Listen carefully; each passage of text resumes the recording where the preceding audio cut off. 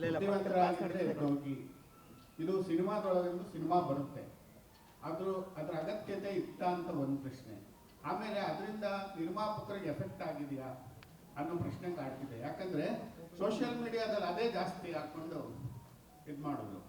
ಏನಾಯ್ತು ಅದು ತುಂಬಾ ಎಫೆಕ್ಟ್ ಆಗಿಲ್ವಾ ಸಿನಿಮಾಗೆ? ಅಂದ್ರೆ ಡೈವರ್ಸ್ ಎಫೆಕ್ಟ್ ಆಗಿಲ್ವಾ ಅಂತ ಅದನ್ನ ಎಂಜಾಯ್ ಮಾಡಲ್ಲ, ತುಂಬಾ ಖುಷಿ ಪಟ್ರಲ್ಲ ಅದನ್ನ. ಅಲ್ಲಿ ಏನು ನಿಮ್ಗೆ ಯಾರಿಗೇನು ಬೇಜಾರು ಮಾಡಿಲ್ಲ. ಅಲ್ಲಿ ಏನಂದ್ರೆ ನಿಜವಾದ ಬುದ್ಧಿವಂತರು ದಡ್ರ ತರ ಇರ್ತಾರೆ.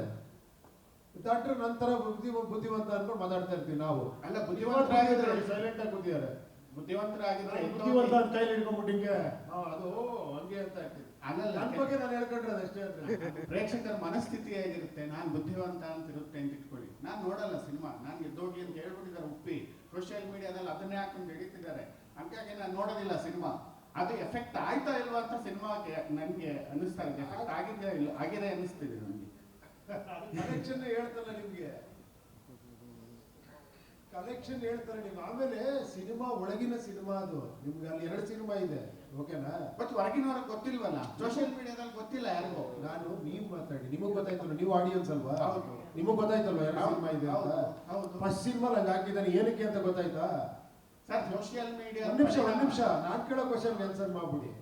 ಫಸ್ಟ್ ಒಂದ್ ಸಿನಿಮಾ ಸ್ಟಾರ್ಟ್ ಆಗುತ್ತೆ, ಕರೆಕ್ಟ್ ಅಲ್ವಾ? ಹೌದು. ಅದ್ರಲ್ಲಿ ಆ ಕಾರ್ಡ್ ಬರುತ್ತೆ. ಹೌದು.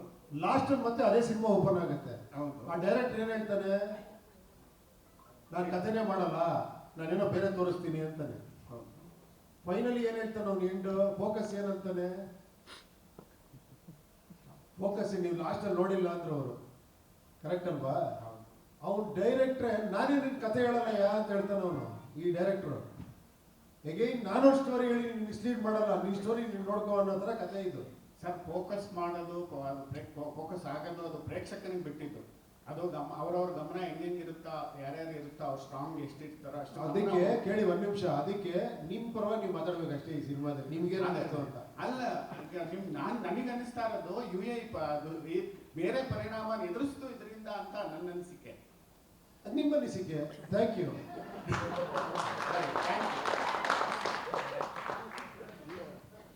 ಸರ್, ಅಲ್ಲಿ ಪತ್ರಿಕೆ ಒಂದು ಸಣ್ಣ ಉತ್ತರ ಕೊಟ್ಬಿಡ್ತೀನಿ.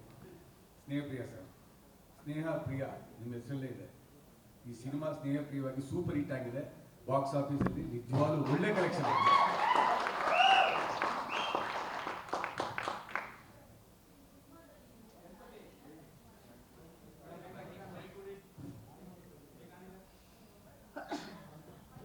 ಹೇಳಿ ಪರವಾಗಿಲ್ಲ ಸರ್. ಈ ಸಿನಿಮಾದಲ್ಲಿ ನೀವು ನಾಯಕಿನ ಟಚ್ ಮಾಡಲ್ಲ. ಸೊ ಪ್ರಕೃತಿಗೆ ಹೆಣ್ಣನ್ನ ಹೋಲಿಸಿದೀರಾ ಸಿನಿಮಾದಲ್ಲಿ. ಸೊ ಅದಕ್ಕೆ ಟಚ್ ಮಾಡ್ಲಿಲ್ವಾ? ಸೊ ಏನು ಅಂತ? ಪ್ರಕೃತಿ ಡೈಲಿ ಟಚ್ ಮಾಡ್ತಾನೆ ಇರ್ತೀವಲ್ವಾ, ಅದ್ರ ಮೇಲೆ ಓಡಾಡ್ತೀವಿ. ಹೌದು ಸರ್, ಪ್ರಕೃತಿನ ಹೆಣ್ಣಿಗೆ ಹೋಲಿಸಿದಿರಲ್ವಾ ಸರ್?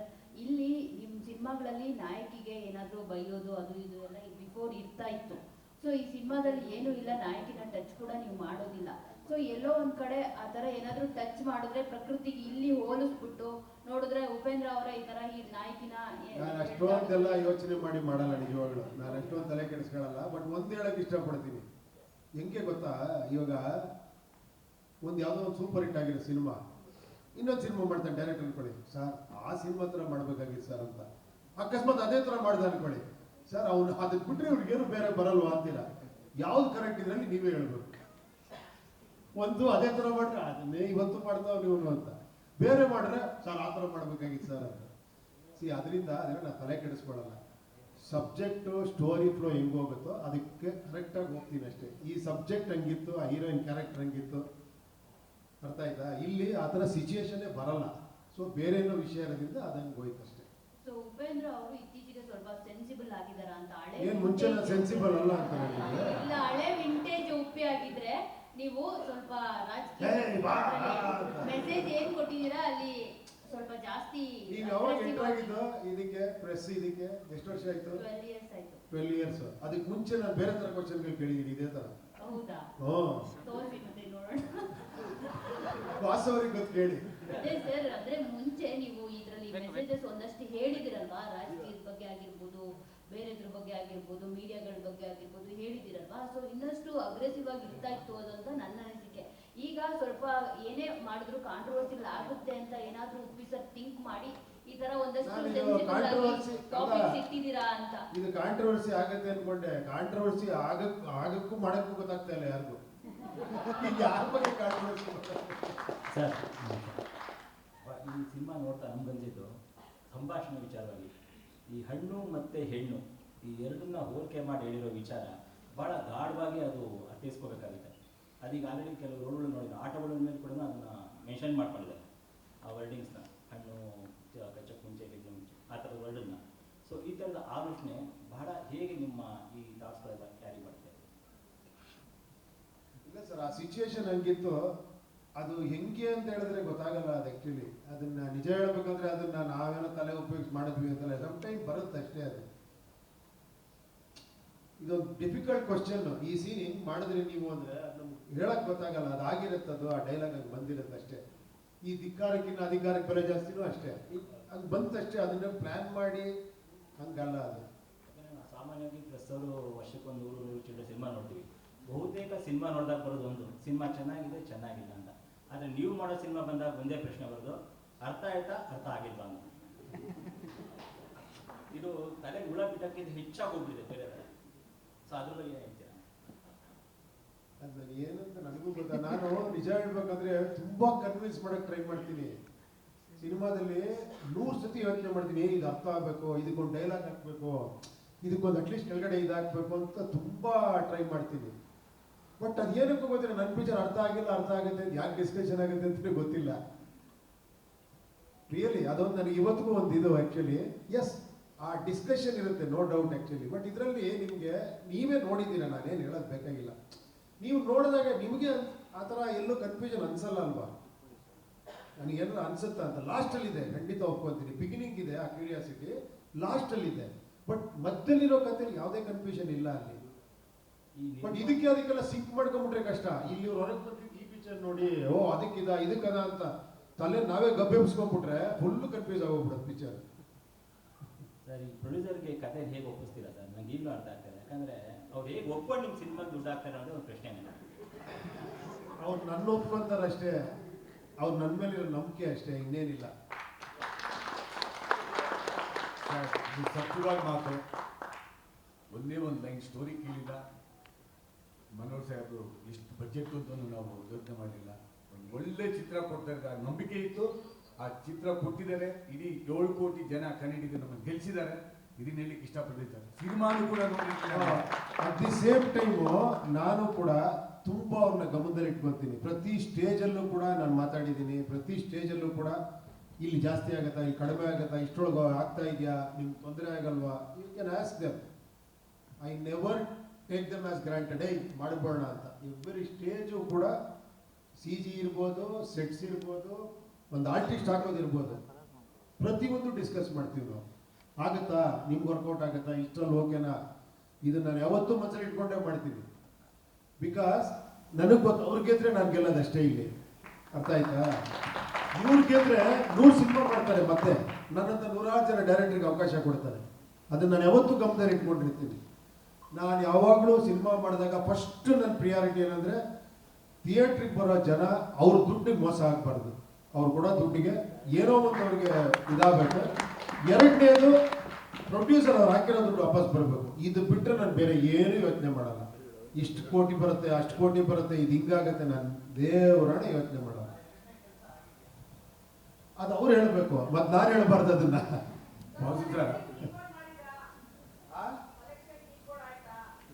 ಅದು ಅವ್ರು ಹೇಳ್ಬೇಕು, ನಾನು ಹೇಳೋದು.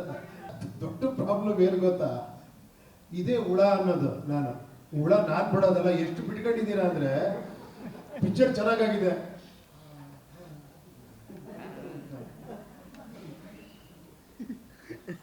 ಚೆನ್ನಾಗಿ ಇಷ್ಟಪಡ್ತೀನಿ,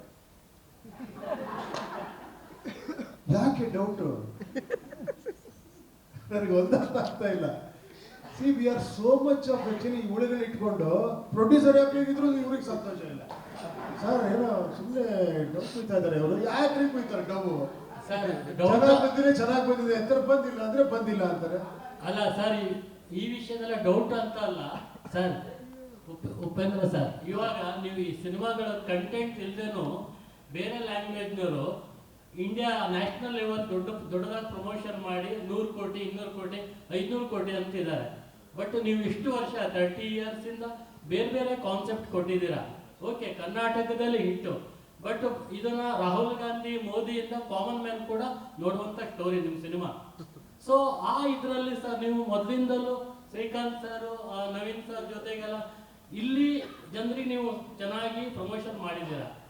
ಅಲ್ಲಿ ನ್ಯಾಷನಲ್ ಲೆವೆಲ್ ಅಲ್ಲಿ ನೀವು ಪ್ರಮೋಷನ್ ಮಾಡಲಿ ಏನಾದ್ರು ಫೇಲ್ ಆದ್ರ ಅಂತ? ಇಲ್ಲ ಹೇಳಿ, ಒಂದ್ ನಿಮಿಷ. ಕೆಲವು ಸತಿ ನೋಡಿ, ಎಲ್ಲ ಏನ್ ಹೇಳಿ, ನಾವು ಸಿನಿಮಾ ಮಾಡೋದಷ್ಟೇ ನಮ್ಮ ಕೈಲಿರೋದು. ಅದನ್ನ ಯಾವ ಲೆವೆಲ್ಗೆ ಹೋಗ್ಬೇಕೇನೋ ನಮ್ಮ ಕೈಲಿರಲ್ಲ.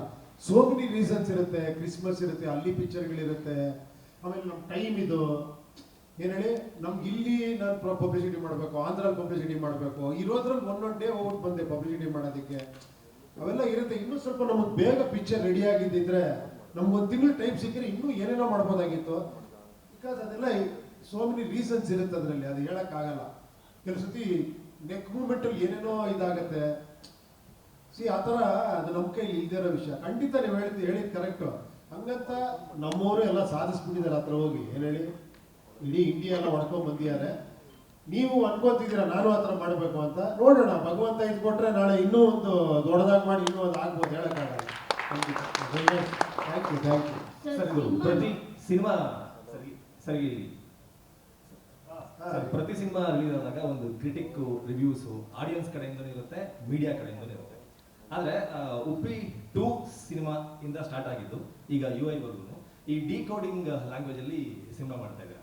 ಹೆಂಗೆ ಅಂದ್ರೆ ನಾವು ನಮ್ಮ ಜೊತೆಗೆ ಆಡಿಯನ್ಸ್ ಕೂಡ ಸಿನಿಮಾ ನೋಡ್ಕೊಂಡು ಹೊರಗಡೆ ಬಂದಾದ್ಮೇಲೆ ಏನ್ ಹೇಳೋದು ಗುರು, ಇದಕ್ಕೆ ಅರ್ಥನೇ ಆಗ್ತಿಲ್ವಲ್ಲ ಏನು ಅಂದ್ರೆ, ಈ ತರದೊಂದು ಕನ್ಫ್ಯೂಸಿಂಗ್ ಸ್ಟೆಪ್ಸ್ ಇರ್ತಾರೆ. ಈ ತರದೊಂದು ಕಥೆಗಳನ್ನ ಆಯ್ಕೆ ಮಾಡ್ಕೊಂಡು ಸಿನಿಮಾ ಮಾಡೋದಕ್ಕೆ ಹೇಗೆ ಸಾಧ್ಯ ಆಗುತ್ತೆ ನಿಮಗೆ? ಇಲ್ಲ, ಆ ಥರ ಇಲ್ಲ. ಈಗ ನೀವೇ ನೋಡಿದ್ದೀರಾ ಏನಿದೆ ಅಂತ. ಆ್ಯಕ್ಚುಲಿ ಈ ನನಗೆ ಅದು ಹೆಂಗೆ ಅಂತ ಹೇಳೋದು, ಹೆಂಗೆ ಮಾಡ್ತೀರಾ ಅಂದ್ರೆ ಹೇಳಕ್ ಗೊತ್ತಾಗಲ್ಲ. ಅದು ಗೊತ್ತಿಲ್ಲ. ಇವ್ರು ನೀವೇ ನನ್ನ ತರ ಒಳ ಬಿಡ್ತಾ ಇದ್ದೀರಾ, ನಾನೇನು ಹೇಳ್ಬೇಕು ನನಗೆ ಗೊತ್ತಾಗ್ತಾ ಇಲ್ಲ. ಸರ್, ಸಿನಿಮಾ ನೋಡಿರೋರು ಎರಡೇ ಹೇಳ್ತಾ ಇರೋದು. ಒಂದು ಅರ್ಥ ಆಯ್ತು ಅಂತ ಹೇಳ್ತಿದ್ದಾರೆ, ಒಂದು ಅರ್ಥ ಆಗಿಲ್ಲ ಅಂತ ಹೇಳ್ತಿದ್ದಾರೆ. ಅರ್ಥ ಆಯ್ತು ಅನ್ನೋರಿಗೆ ಪ್ರಜಾಕೀಯ ಥಾಟ್ಗಳು ಅರ್ಥ ಆಗಿದೆ, ಪ್ರಜಾಕೀಯದ ಬಗ್ಗೆ ಅರ್ಥ ಆಗಿದೆ. ಅರ್ಥ ಆಗಿಲ್ಲ ಅನ್ನೋರಿಗೆ ಅವರು ರಾಜಕೀಯದ ಒಳಗಡೆ ಅವರು ಬ್ರೈನ್ ನ ತುಗ್ಗಿದ್ದಾರೆ ಅಂತ ಅನ್ಸುತ್ತೆ. ಅದಕ್ಕೆ ಅವ್ರ ಸಿನಿಮಾ ಅರ್ಥ ಆಗ್ತಿಲ್ಲ ಅಂತ ಅನ್ಸುತ್ತೆ. ಸೊ ನಿಮ್ಮ ಅಭಿಪ್ರಾಯ ಇದ್ರ ಬಗ್ಗೆ? ಇಲ್ಲ, ಇದು ಒಂದೇ ಒಂದು ಲೇಯರ್ ಮಾತ್ರ ನೀವು ಹೇಳ್ತೀರಿ. ಇದರಲ್ಲಿ ಸೋಷಿಯಲ್ ಎಲಿಮೆಂಟ್ಸ್ ಇದೆ, ಇದರಲ್ಲಿ ಸೈಕಲಾಜಿಕಲ್ ಎಲಿಮೆಂಟ್ಸ್ ಇದೆ, ಇದರಲ್ಲಿ ಫಿಲಾಸಫಿಕಲ್ ಎಲಿಮೆಂಟ್ಸ್ ಇದೆ, ತುಂಬಾ ಬೇರೆ ಬೇರೆ ವಿಷಯ ಇದೆ. ತುಂಬಾ ಜನ ಬೇರೆ ಬೇರೆ ಅರ್ಥ ಮಾಡ್ಕೊಂಡಿದ್ದಾರೆ. ನಿಮ್ಗೆ ನನ್ನ ಜೊತೆ ಮಾತಾಡಕ್ಕೆ ಅರ್ಧ ಗಂಟೆ ಬೇಕು, ನಾನು ನಿಮ್ಮ ಹತ್ರ ಬಂದು ಈ ಪಿಕ್ಚರ್ ಬಗ್ಗೆ ನಾನು ಮಾತಾಡಬೇಕು ಅಂತ ತುಂಬಾ ಜನ ಹೇಳಿದ್ದಾರೆ.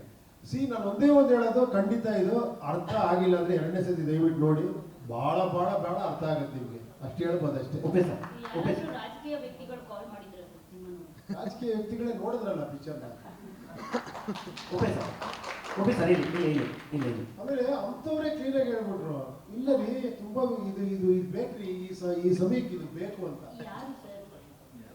ಸದಾನಂದ ಗೌಡ್ರು ಹೇಳಿದ್ರು, ಬಹಳ ಚೆನ್ನಾಗಿ ವಿಮರ್ಶೆ ಮಾಡೋರು. ವಿಡಿಯೋನೇ ಬಂತಲ್ಲ, ವಿಡಿಯೋನೇ ಬಂತು ಅದೊಂದು. ಆಮೇಲೆ ಇನ್ನ ಯಾರಾದ್ರೂ ಮಾಡಿದ್ರು? ಇನ್ನು ನೋಡೋಣ, ಈಗ ಯಾರ್ಯಾರು ಕಳಿಸ್ತಾರೆ, ಯಾರ್ಯಾರು ತೋರಿಸ್ತಾರೆ. ಅವ್ರು ನಾವು ಕ್ರಿಸ್ತಾ ಇಲ್ಲ, ಅವರೇ ಬರ್ತಾ ಇದ್ದಾರೆ ಇವಾಗ. ಅದೇನೋ ಅರ್ಥ ಆಗ್ತಾ ಇಲ್ವಂತೆ. ಇನ್ನು 2 ಸಲ ನೋಡೋಣ, 3 ಸಲ ನೋಡೋಣ. ಉಪೇಂದ್ರ ಸರ್, ನೀವು ರಾಜಕೀಯ ವ್ಯಕ್ತಿಗಳೇ ನೋಡಿದ್ರು ಅಂತ ಅಂದ್ರಿದಾಗ ನಿಮ್ ಪ್ರಕಾರ ಜನಗಳೇ ರಾಜಕೀಯರು ಅಂತ ನಾನು ಅನ್ಕೊಂಡೆ. ಏನಂದ್ರಿ? ನೀವು ರಾಜಕೀಯ ವ್ಯಕ್ತಿಗಳು ನೋಡಿದ್ರ ಅಂತ ಕೇಳಿದ್ರಲ್ಲ, ಅವರು ರಾಜಕೀಯ ವ್ಯಕ್ತಿಗಳೇ ನೋಡಿದ್ರಲ್ಲ ಅಂತ, ನೀವು ಜನರೇ ಲೀಡರ್ಸ್, ಅವರಿಂದನೇ actually the system should follow ಅಂತ ನೀವು ನಿಮ್ ಪ್ರಕಾರ. ಸೊ ರಾಜಕೀಯ ವ್ಯಕ್ತಿಗಳು ಒಬ್ರೊಬ್ರಲ್ಲಿ ನೀವು ನೋಡ್ತೀರಾ ಅಂತ ಅನ್ಕೊಂಡು ಜನರೇ ನೋಡಿದಾರಲ್ಲ ಅಂತ, ನೀವು ರಾಜಕೀಯರನ್ನೇ ಜನರು ಅಂತ ಅನ್ಕೊಂಡಿದ್ದೆ ನಾನು. ಕರೆಕ್ಟ್, ಹೌದಲ್ವಾ? ಬಟ್ ನೀವು ಸರ್ ರಾಜಕೀಯ ಅಂದ್ರೆ ಸದಾನಂದ ಗೌಡ ಅಂತ ಅಂತೀರ. ಅವ್ರು ಕೇಳಿದ್ದಕ್ಕೆ ನಾನು ಹೇಳಿದೆ. ರಾಜಕೀಯ ವ್ಯಕ್ತಿಗಳು ಬಂದಿರೋದಕ್ಕೆ ಅವ್ರು ಬಂದಿದ್ದಾರೆ ಅಂತ ಹೇಳುವ ಅಷ್ಟೇ.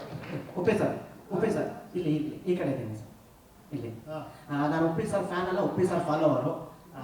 ಸರ್ ಆ್ಯಕ್ಚುಲಿ ನೀವು ಲಾಸ್ಟ್ ಶಾರ್ಟ್ನ ಡಿಕೋಡ್ ಮಾಡಿ ಅಂದರೆ ನಾನಿನ್ನು ಜಸ್ಟ್ ಪ್ರೀ ಕ್ಲೈಮ್ಯಾಕ್ಸ್ ಅಲ್ಲಿದೆ. ಸೊ ಅಲ್ಲಿ ನನಗೆ ಅರ್ಥ ಆಗಿದೆ ಏನಂದರೆ, ನೀವು ಆ್ಯಕ್ಚುಲಿ ಅಲ್ಲಿ ಫೋಕಸ್ ಮಾಡಿ ತೋರಿಸಿದ ಸಿನಿಮಾನೇ ಬೇರೆ, ನಮಗೆ ತೋರಿಸಿದ ಸಿನಿಮಾನೇ ಬೇರೆ. ಸೊ ಹಂಗಾಗಿ ಏನು ಫೋಕಸ್ ಏನು ಮಾಡಬೇಕಿತ್ತು, ನೀವು ತೋರಿಸಿರೋ ಕಲ್ಕಿ ಕಥೆಯಲ್ಲಿ ನಾವೇನು ಫೋಕಸ್ ಮಾಡಬೇಕಿತ್ತು? ಯಾಕಂದ್ರೆ ನೀವು ಅಲ್ಲಿ ಸಿನಿಮಾದೊಳಗಡೆ ತೋರಿಸಿರ್ತಕ್ಕಂಥ ಸಿನಿಮಾನೇ ಬೇರೆ, ನಮಗೆ ತೋರಿಸಿರ್ತಕ್ಕಂಥ ಸಿನಿಮಾ ಬೇರೆ. ಸೊ ನಮಗೆ ಫೋಕಸ್ ಮಾಡಿ ಅಂತ ಏನಕ್ಕೆ ಕೇಳ್ತಾ ಇದ್ದೀರಾ ಅಂತ. ಅಲ್ಲಲ್ಲ,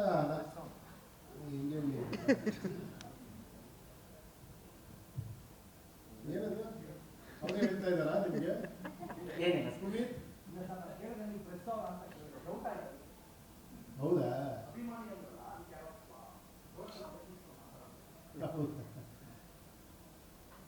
ಸರ್ ಉಪ್ಪಿ ಸರ್, ಹಾ. ಸೊ ತೆಲುಗು ಒಂದು ಇಂಟರ್ವ್ಯೂನಲ್ಲಿ ನೀವು ಒಂದು ಮಾತು ಹೇಳಿದ್ರೆ ಅಂದ್ರೆ ರಾಮಾಯಣದ ಬಗ್ಗೆ. ಸೊ ನೀವು ಮಾಡಿರೋ ಡಿಕೋಡ್ ರಾಮಾಯಣದ ಬಗ್ಗೆ ನಾವು ಯಾವತ್ತೂ ಯೋಚನೆ ಮಾಡಿಲ್ಲ. ಸೊ ನೀವು ಆ ಥರ ಒಂದು ಹೇಳಿದ್ರೆ ಅದು ತುಂಬಾ ವೈರಲ್ ಆಗಿದೆ ನಮ್ಮ ಫುಲ್ ಓವರ್ ಆಲ್ ಕಂಟ್ರಿನಲ್ಲಿ. ಸೊ ಅದ್ರ ಬಗ್ಗೆ ಏನೋ ಸ್ಟೇಟ್ಮೆಂಟ್ ಹೇಳ್ತೀನಿ.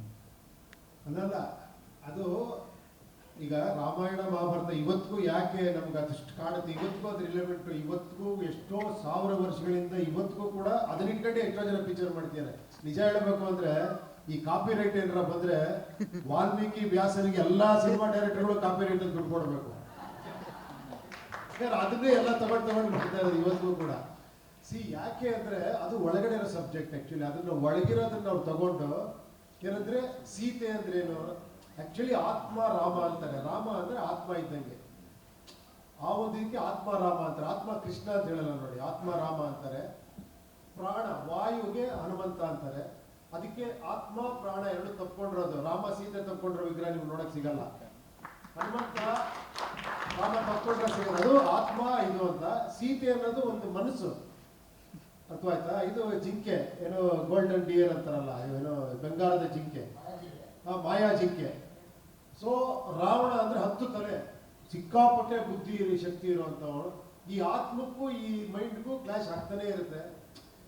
ಸೊ ಅದೇ ರಾಮಾಯಣ. ಅದನ್ನ ಅವರು ಬೇರೆ ಬೇರೆ ತರ ಮಾಡಿದ್ರಿಂದ ಇವತ್ತಿಗೂ ನಮ್ಗೆ ಅದಷ್ಟು ಟಚ್ ಆಗುತ್ತೆ ಅಂತ ಎಲ್ಲ ಒಂದು ಇಂಟರ್ವ್ಯೂ ಹೇಳಿದೆ ಅಷ್ಟೇ. ಬಟ್ ಸರ್ ನೀವೇನಾದ್ರು ರಾಮಾಯಣ ಆಗ್ಬಿಟ್ರೆ ಮೋಸ್ಟ್ ಬೇರೆ ತರನೇ ಮಾಡ್ತೀರಾ ಅಂತ ಅನ್ಸುತ್ತೆ ಸರ್. ಯಾಕಂದ್ರೆ ನಿಮ್ಮ ಒಂದು ಡಿಕೋಡ್ ಬೇರೆ ತರನೇ ಇದೆ ಮೈಂಡ್ ಸೆಟ್.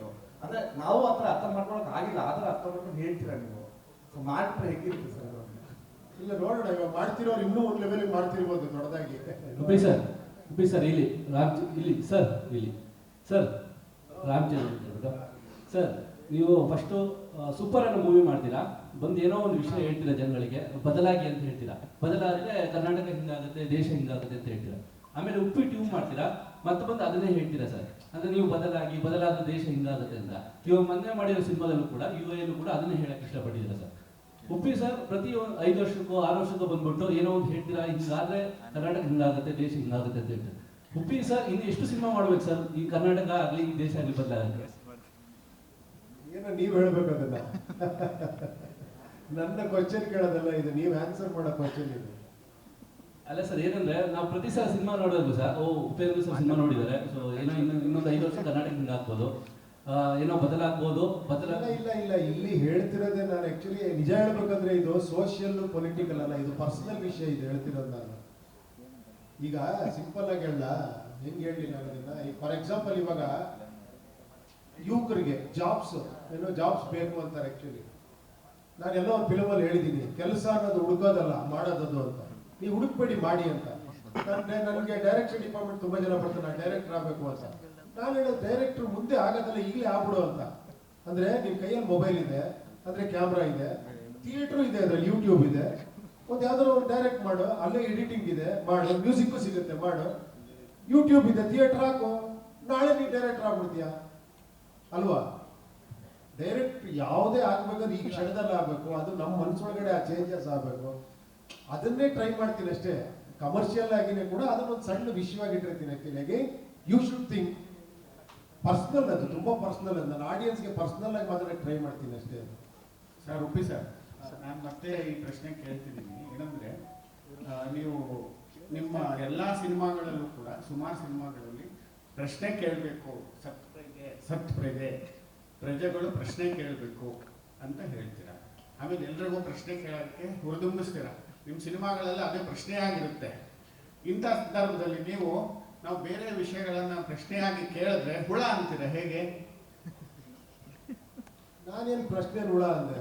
ಪ್ರಶ್ನೆ ಕೇಳಿದಕ್ಕೆ ಕಲೆಕ್ಷನ್ ಎಷ್ಟಾಯ್ತು, ಇನ್ನೊಂದು ಹುಳ ಅನ್ಲಿಲ್ಲ, ಡೌಟ್ಗಳನ್ನ ಹುಳ ಅಂತಿದ್ದು. ಪ್ರೊಡ್ಯೂಸರ್ ಹೇಳ್ತಿದ್ದಾರೆ, sir we are very happy sir. ಡೌಟೇ ಪ್ರಶ್ನೆಯಾಗಿ ಪರಿವರ್ತನೆ ಆಗೋದು ಸರ್. ಅನುಮಾನವೇ ಹೇಳಿ, ಅನುಮಾನವೇ ಇಲ್ಲ ಅದರಲ್ಲಿ. ಅಲ್ಲ, ಅನುಮಾನ ಎಲ್ಲಿ ಪಡಬೇಕು ಅಲ್ಲಿ ಪಡಬೇಕು. ನಮ್ ದುಡ್ಡು ಇನ್ನೊಬ್ಬ ತಗೊಂಡು ಆಡ್ತಿರ್ಬೇಕಾದ್ರೆ ಅನುಮಾನ ಪಡಿ. ಈಗ ನಾನು ಅನುಮಾನ ಬಂದ್ರೆ ನಿಮ್ಮ ಮನೆಯವ್ರ ಬಗ್ಗೆ ನಿಮ್ಗೆಲ್ಲ ಹೆಂಡತಿಗೆ ದುಡ್ಡು ಕೊಟ್ಟಿದ್ದೀನಿ ಏನ್ ಮಾಡ್ಬಿಟ್ಲ ಹೇಳೋ ಅಂದ್ರೆ ಹೌದು, ಅಲ್ಲೂ ಇರುತ್ತೆ, ಅಲ್ಲೇ ಕೇಳಕ್ ಹೇಳ್ತೀವಿ. ನೀವು ಆಯ್ತು ಸ್ವಾಮಿ, ಕೇಳಿ ಸ್ವಾಮಿ. ಆಯ್ತು, ಹುಳ ಅನ್ನೋ ಒಂದು ಹೇಗೆ ಅದು ನನಗೆ ಮಾತ್ರ ನೀವು ಹೇಳ್ತೀರಾ ಹುಳ ಬಿಡ್ತೀರಾ ಹುಳ, ನಾವು ಹೇಳ್ಬಾರ್ದ ನಿಮ್ಗೆ? ಅಲ್ಲಲ್ಲ. ಹಾ ಹಾ ಪರವಾಗಿಲ್ಲ ನೀವು ಹುಳ ಅನ್ನೋ ಪದ ಅದು ತುಂಬಾನೇ ನೀವು ಹುಳ ಅಲ್ಲಿ ಹುಳ ಬಿಡ್ತೀರಾ ಇಲ್ಲಿ ತಲೆ ನನಗೆ ಎಷ್ಟು ಸತಿ ಹೇಳಿದ್ದೀರಾ ನೀವು? 10 ವರ್ಷದಿಂದ ಹೇಳ್ತಾನೆ ಇದ್ದೀರಾ. ನಾವು ಒಂದೇ ಒಂದು ಸತಿ ಹೇಳದ್ನಪ್ಪ, ಕೋಪ ನೋಡಿ ಅದಕ್ಕೆ ಅವ್ರಿಗೆ. ಅನುಮಾನಗಳು ಮತ್ತೆ ಪ್ರಶ್ನೆ ಮಾಡೋ ಸತ್ಪ್ರಜೆ ಆಗಿಲ್ಲ, ಪ್ರಶ್ನೆ ಕೇಳೋರು ಯಾವಾಗ. ಥ್ಯಾಂಕ್ ಯು ಕೇಳಿ, ಕೇಳ್ತಾ ಇದ್ದೀರಲ್ಲ, ನಾವು ಇರೋದೇ ನೀವು ಪ್ರಶ್ನೆ ಕೇಳೋದಕ್ಕೆ, ನಾವು ಉತ್ತರ ಹೇಳೋದಕ್ಕೆ. Thank you. ಉಪ್ಪಿ ಸರ್, ಇಲ್ಲಿ ಲಕ್ಷ್ಮಿ ಸರ್, ಇಲ್ಲಿ ಹಾ. ಸಿನಿಮಾಗೂ ಬಿಫೋರ್ ರಜನಿಕಾಂತ್ ಸರ್ಗೆ ಒಂದಷ್ಟು ರಶಸ್ ತೋರಿಸಿದ್ರಿ ಅಂತಂದ್ರೆ, ಅದಾದ್ಮೇಲೆ ಆಮೀರ್ ಖಾನ್ ಅವರು ಟೀಸರ್ ನೋಡಿ ತುಂಬಾ ಚೆನ್ನಾಗಿದೆ ಅಂತ ವಿಡಿಯೋ ಬೈಟು ವಿಶ್ ಕೂಡ ಮಾಡಿದ್ರು. ಅದಾದ್ಮೇಲೆ ಪ್ರಮೋಷನ್ಸ್ಗೆ ಅಂತ ಹೋದಾಗ ಅಲ್ಲು ಅರ್ಜುನ್ ಅವರು ಮೀಟ್ ಮಾಡಿದ್ವಿ, ಅವರೇ ಡಿಸ್ಟ್ರಿಬ್ಯೂಷನ್ ಕೂಡ ಮಾಡಿದ್ರು ಆಂಧ್ರದಲ್ಲಿ. ರಾಣಾ ಅವ್ರ ಜೊತೆ ಒಂದು ಸಂದರ್ಶನ ಕೂಡ ಮಾಡಿದ್ವಿ. ಅಂದ್ರೆ ಇಲ್ಲಿ ಸೆಲೆಬ್ರಿಟಿ ಶೋ ಅಂತ ಆಯ್ತು, ಅವರೆಲ್ಲರೂ ಸಿನಿಮಾ ರಿಲೀಸ್ ಆದ್ಮೇಲೆ ಸಿನಿಮಾ ನೋಡಿದ್ರ ಸರ್, ಏನ್ ರಿಯಾಕ್ಷನ್ ಬಂತು? ಇಲ್ಲಪ್ಪ, ಆ ಸಂದರ್ಭ ಅಂತ ಬಂತು. ನಾನು ಹೋಗಿದ್ದಾಗ ರಾಣಾ ಅವ್ರು ಕರೆದ್ರು, ಒಂದು ಮಾಡೋಣ ಅಂತ ಮಾಡಿದೆ ಅಷ್ಟೇ ಹೊರತು ಅದೇನು ಬೇರೆ ಇದೇನಿಲ್ಲ. ನನಗೆ ಸೆಲೆಬ್ರಿಟೀಸ್ ನೀವು ಪಿಕ್ಚರ್ ನೋಡಿದ್ರೆ ನೀವು ಖುಷಿ ಆಯ್ತಾ, ಮುಗಿದೋಯ್ತು. ನೀವು ಖುಷಿ ಪಟ್ರೆ ಅವರು ನೋಡಿ ಅವರು ಖುಷಿ ಪಟ್ಟಿರ್ತಾರೆ. ಸರ್, ನನಗೆ ಒಂದೇ ಒಂದು ಡೌಟ್ ಅಬೌಟ್ UI ಅಬೌಟ್ ಕಲ್ಕಿ ಕ್ಯಾರೆಕ್ಟರ್ ಸರ್, ಅದೊಂದು ಸ್ವಲ್ಪ ನಮ್ಗೆ ಡಿಕೋಡ್ ಮಾಡ್ಕೊಡಿ ಸರ್. ಏನಮ್ಮ ಕಲ್ಕಿ ನಮ್ಮ ಪ್ರಕಾರ ಗರುಡ ಪುರಾಣ ಅಂದ್ರೆ ಒಂದು ಪುರಾಣದಲ್ಲಿ ಡಸ್ ಗುಡ್ ಅಂತ, ಬಟ್ ಈ ಕಲ್ಕಿ ಇಸ್ ಅ ಡಿಸ್ಟ್ರಾಯರ್ ಅಂತ. So I was confuse with the ಕಲ್ಕಿ ಕ್ಯಾರೆಕ್ಟರ್ ಅಬೌಟ್ ಯಾರ್ಸ್. ನಾನು ಒಂದೇ ಒಂದು ಕ್ವಶನ್ ಕೇಳ್ತೀನಿ ನಿಮ್ಮನ್ನ, ಈ ಪಿಕ್ಚರ್ ವಿಲನ್ ಯಾರು ಹೇಳಿ? ನೀವೇ. ನಾನಾ? ನೋಡಿ, ಇಲ್ಲೇ ನೀವು ಅರ್ಥ ಮಾಡ್ಕೊಂಡಿಲ್ಲ. ಅದಕ್ಕೆ ನಾನು ಡೌಟ್ ಅಂತ ನಾನು ಕೇಳಿದ್ದು ನಿಮ್ಗೆ ನಿಮ್ಗೆ. ವಿಲನ್ ಯಾರು ಅಂತ ಗೊತ್ತಾಗ್ಬಿಟ್ರೆ ಈ ಪಿಕ್ಚರ್ ಕ್ಲೀನಾಗಿ ಅರ್ಥ ಆಗ್ಬಿಡುತ್ತೆ. ಅಲ್ಲ, ಅದಕ್ಕೆ ನಾನು ನಿಮ್ಗೆ ಕೇಳಿದ್ದು, ಕ್ಯಾನ್ ಯು ಕ್ಲಾರಿಫೈ ಆ ಕಲ್ಕಿ ಕ್ಯಾರೆಕ್ಟರ್ ಬಗ್ಗೆನೇ ನಾನು ನಿಮ್ಗೆ. ಓಕೆ, ನಾನು ಚಾಲೆಂಜ್ ಕೊಡ್ತೀನಿ ನಿಮ್ಗೆ, ಇನ್ನೊಂದ್ಸತಿ ಪಿಕ್ಚರ್ ನೋಡಿ, ಈ ಪಿಕ್ಚರ್ ವಿಲನ್ ಯಾರು ಅಂತ ಹೇಳಿ. I'm talking about the character, sir, not about the system or whatever you're telling is this one. ಹಾ,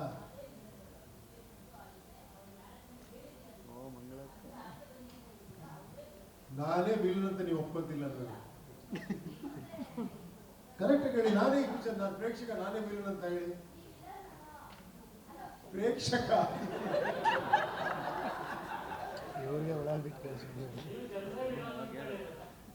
ಆ ಜನರು ಯಾರು? ನೀವು ಈ ಕಡೆ ಕಲ್ಕಿ ವಿಲನ್ನ ಸತ್ಯ ವಿಲನ್ನ ಅಂತೀರಾ. ಪಾಪ ಅವರಿಬ್ರು ಒಂದು ಪರ್ಪಸ್ ಹೋಗ್ತಾ ಇದಾರೆ ಅಲ್ಲಿ. Sir, you are mirroring us only, sir. ನಮ್ಮ ಬಗ್ಗೆ, ನಮ್ಮ ಸಿಸ್ಟಮ್ ಬಗ್ಗೆ ನೀವು ಮಿರರ್ ಮಾಡ್ತಾರೆ. ಬಟ್ ಕಲ್ಕಿ ಆಸ್ ಅ ಕ್ಯಾರೆಕ್ಟರ್ ನನಗೆ ಸ್ವಲ್ಪ ಡೌಟ್ ಇತ್ತು, ಅದಕ್ಕೆ ಕೇಳಿದೆ ಸರ್. ಏನ್ ಡೌಟ್? ಅದೇ ಹೇಳಿದಲ್ಲ, what is the character you try to portray through ಕಲ್ಕಿ ಅಂತ. ಈಗ ಒಂದ್ ಲೈನಲ್ಲಿ ಹೇಳ್ಬೇಕು ನಿಮ್ಗೆ, ಒಂದು ತಾಯಿಗೆ ಪ್ರಾಬ್ಲಮ್ ಆಗಿದೆ, ಆ ತಾಯಿಗೆ ಒಬ್ಬ ಒಂದು ಐಡಿಯಾಲಜಿಲಿ ಸೊಲ್ಯೂಷನ್ ಕೊಡಕ್ ಹೋಗ್ತಾನೆ, ಇನ್ನೊಂದು ಐಡಿಯಾಲಜಿಲಿ ಸೊಲ್ಯೂಷನ್ ಕೊಡಕ್ ಹೋಗ್ತಾನೆ. ಬಟ್ ಅಲ್ಲಿ ವಿಲನ್ಸ್ ಯಾರು? ವಿಲನ್ಗಳು ಯಾರು? As you said, it's a system and ನೋಡಿ, ನಮ್ಮನ್ನ ಕೇಳ್ತೀರಾ ಸರ್ ವಿಲನ್ ಕ್ಯಾರೆಕ್ಟರ್, ಅದು ನಾವ್ ಹೇಳ್ತೀವಿ ವಿಲನ್ ಕ್ಯಾರೆಕ್ಟರ್ ಮಾಡಿದೀನಿ ಅಂತ. ಬಟ್ ಒಬ್ರು ಕೂಡ ನಾನ್ ವಿಲನ್ ಅಂತ ಒಪ್ಕೊಳ್ಳಕ್ಕೆ ರೆಡಿ ಇಲ್ಲ. according to you, ಕಲ್ಕಿ is a destroyer ಅಂತ. ಡಿಸ್ಟ್ರಾಯ್ ಏನ್ ಮಾಡ್ತಾ ಇದ್ದಾನೆ ಅವನು? ಯಾರನ್ನ ಮಾಡ್ತಾ ಇದ್ದಾನೆ destroy? It felt like that. ಹಾ? ಅಂದ್ರೆ ಸಿಸ್ಟಮ್ ನ ಕರೆಕ್ಟ್ ಮಾಡಕ್ ಹೊರಟಿರೋದ ಕಲ್ಕಿ ಅಂತ. ಇಲ್ಲ, ಸಿಸ್ಟಮ್ ಅಂದ್ರೆ ಯಾರು ಅಂತ ನಾನು ಕೇಳ್ತಾ ಇದ್ದೀನಿ. ನಾವು ನೀವೇ ತಾನೆ? ಅಲ್ಲ, that is what, but still, what is Kalki doing here? Is he the destroyer? Is he the savior? What is he here in the as a character? He is destroying, no? But Kalki in Purana is something else, alva? ಅಲ್ಲ, ಇದ್ರಲ್ಲಿ ಅವನೇ ಏನೋ claim ಮಾಡ್ಕೊಂಡ್ ಬರ್ತಾನೆ ನಾನು ಕಲ್ಕಿ ಅಂತ. This is not mythological ಕಲ್ಕಿ, ನಾನು ಫಸ್ಟೇ ಹೇಳಿದ್ದೀನಿ ಅಲ್ವಾ? ಸೈಕಲಾಜಿಕಲ್ ಕಲ್ಕಿ ಇದು. Okay, down sir. ಸರ್, ಈಗ ಸರ್ ಇಲ್ಲಿ ಸ್ಟಾರ್ಟಿಂಗ್ ಸಿನಿಮಾದಲ್ಲಿ ಸಿನಿಮಾ ಹೊರಗಡೆ ಸಿನಿಮಾ ತೋರಿಸ್ತೀರಾ, ಆಡಿಯನ್ಸ್ಗೆ, ನಮಗೆ ಆಡಿಯನ್ಸ್ಗೆ ಆ ಸ್ಕ್ರೀನ್ ತೋರಿಸಲ್ಲ. ಕೂತಿರೋರು ಎಲ್ಲಾದ್ರೂ ಈಚೆ ಬರ್ತಾರೆ, ಉಚ್ಚಾಪಟ್ಟೆ ಅವ್ರಿಗೆ ಏನೇನು ಇರುತ್ತೋ ಅನ್ಕೊಂತಾರೆ. ಅದೇನು ಸಿನಿಮಾ ಔಟ್ ಆಫ್ ಫೋಕಸ್ ಆಗಿತ್ತಾ ಏನು, ಅದು ಆ ಸೀನ್ ಏನು ಅಂತಲೂ ಗೊತ್ತಾಗಿಲ್ಲ. ಏನೇನೋ ಅರ್ಥ ಆಗಿಲ್ಲ. ಈ ಸ್ಟಾರ್ಟಿಂಗ್ ಸಿನಿಮಾ ನೋಡ್ತಲ್ಲ ಸರ್ ಆಡಿಯನ್ಸು, ಸಿನಿಮಾ ಒಳಗಡೆ ಒಂದು ಸಿನಿಮಾ ನೋಡ್ತಾರೆ, ಫೋಕಸ್ ಸಿಕ್ಕಿ ಹೊರಗಡೆ ಹೋಗ್ತಾ ಇರ್ತಾರಲ್ಲ, ಫೋಕಸ್ ಸಿಗುತ್ತೆ ಅವ್ರಿಗೆ, ಅಥವಾ ಔಟ್ ಆಫ್ ಫೋಕಸ್ ಆಗಿ ಶೂಟ್ ಮಾಡಿದ್ರೆ ಏನು ಅಂತ ನಮ್ಮ ಸ್ಕ್ರೀನೇ ಗೊತ್ತಾಗಲ್ಲ, ನಮಗೆ ತೋರಿಸಲ್ಲ ಆ ಕಡೆಯಿಂದ ಏನು ಬರ್ತಾರೆ ಸ್ಕ್ರೀನಲ್ಲಿ ಅಂತ. ಆಮೇಲೆ ಲಾಸ್ಟ್ ಶಾಟ್ ತೋರಿಸ್ತೀವಲ್ಲ ನಿಮಗೆ, ಅದನ್ನೇ ನೀವು ನೋಡಿಲ್ಲ ಅಂತ ಹೇಳ್ತೀರ. ಆ ಲಾಸ್ಟ್ ಒಂದು ಶಾಟ್ ಅಲ್ಲಿ ತೋರಿಸ್ತೀವಿ ಅದನ್ನ.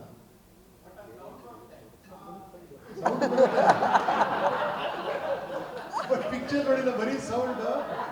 ಸನ್ನಿ ಲಿಯೋನ್ 2 ಯೋಚನೆ ಮಾಡಿದ್ದೀರ. ಏನಲ್ಲಿ ಒಂದು ಹುಡುಗನ ಸುಭಾಷ್ ಚಂದ್ರ ಬೋಸ್ ನೋಡ್ತಾರೆ, ಸ್ಟೈಲ್ ಮಾಡಿ ಸುಭಾಷ್ ಚಂದ್ರ ಬೋಸ್ ಅಂತೀರ, ಇಲ್ಲಿ ಬಿಲ್ಲಾಂಗ್ ಹೋಲಿಸ್ತೀರ. 2 ನಾವು ಇದ್ರೆ ಆ ಟೈಮ್ ಹಂಗಿತ್ತು, ಈ ಟೈಮ್ ಹಿಂಗಿದೆ. ಮುಂದೆ ಕೊಡಿ.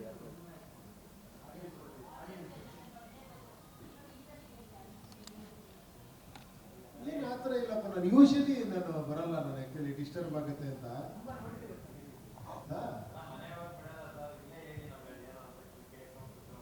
ಅಂದ್ರೆ ಓ, ಅಲ್ಲೇ ಕೇಳ್ಬಿಡ್ತಾರೆ ಅಂತ. ಇದು ಇನ್ನೊಂದು ಇಂಟರ್ಪ್ರಿಟೇಷನ್.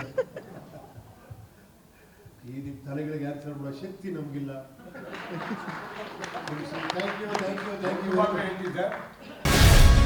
ಗ್ಯಾರಂಟಿ ನ್ಯೂಸ್, ಸುದ್ದಿ ಖಚಿತ, ನ್ಯಾಯ ನಿಶ್ಚಿತ.